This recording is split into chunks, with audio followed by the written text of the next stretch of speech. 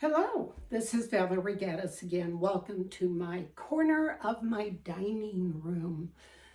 So often I hear people say, oh, I don't have room for another spinning wheel. I don't have room for this or that and so on. It only takes a little corner. Maybe you have a corner somewhere that's not being used. And in this case, my great wheel, I normally scoot back to the corner of the dining room. And if I have anything major to do, I'll move the dining room table a little bit. Unfortunately, the piano stays there forever, like everybody knows that has a piano. But today, I wanted to do some plying. One of my friends said, I never see you ply. You're just spinning. Well, that's because I like to spin rather than ply. I really don't care for plying that much. I'm sorry, it's just the way it is. I'm a slow knitter is my problem. I love spinning, far preferable over plying. I know plying is the end result. And what's the point? If you just spin and spin and spin and don't ply, well then I suppose we're not really being productive, but who cares? That's another thing. So often we get caught up with the way it's been done or how someone teaches or what someone says on YouTube or in books or in social groups.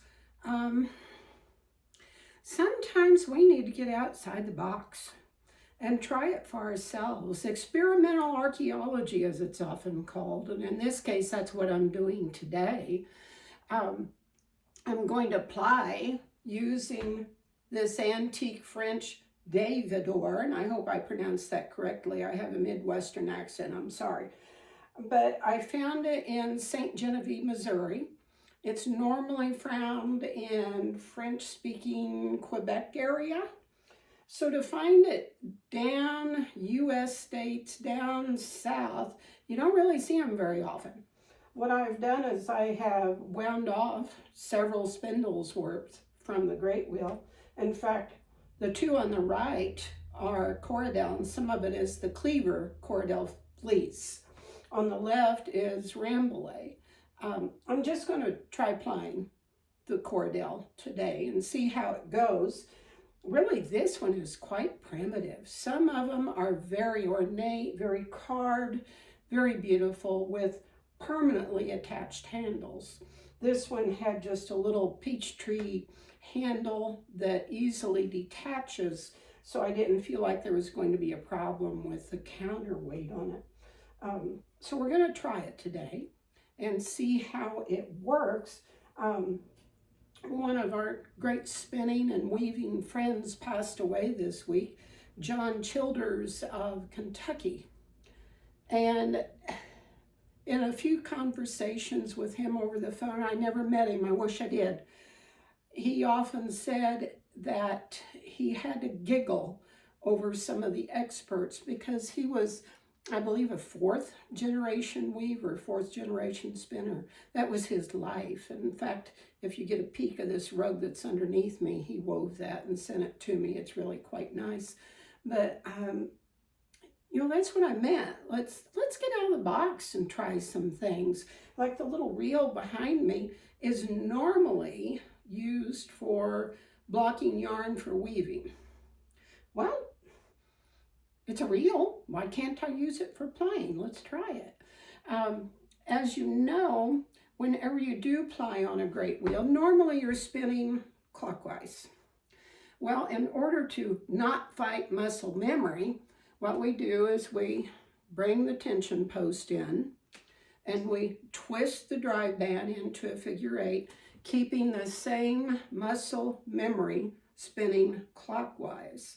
It's certainly a slow way to ply. If you have a modern wheel with a giant bobbin, certainly you'll do it much faster.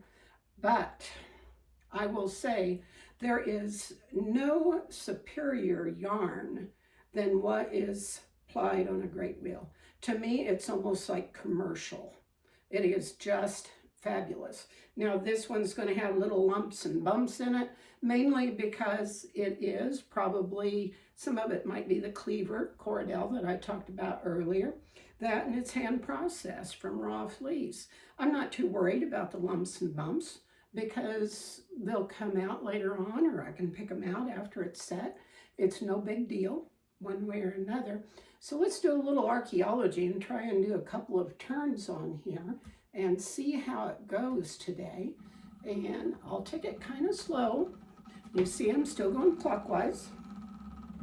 It's pulling off the yarn reel behind me. And you hear that wonderful little thump, thump, thump on the wheel.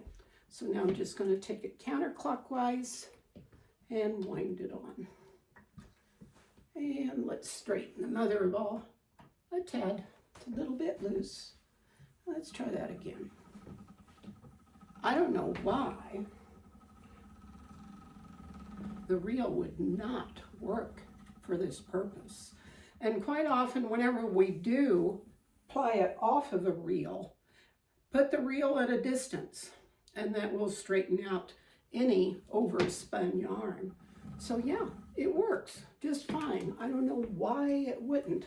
I'm not going to get a great deal of yardage on this spindle, but then making a sweater is kind of a slow knit anyway, isn't it?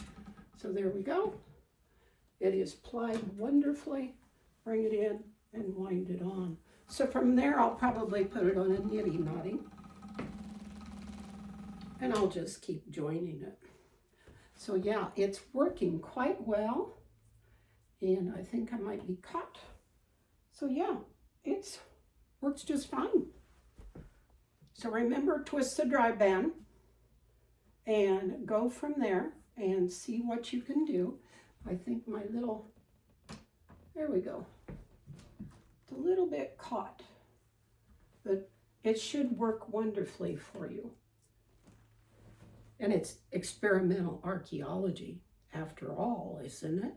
So yeah, have a great afternoon, great time spinning, and turn on some music. I love music with mine. Usually I'm listening to bluegrass folk, anything that makes you happy.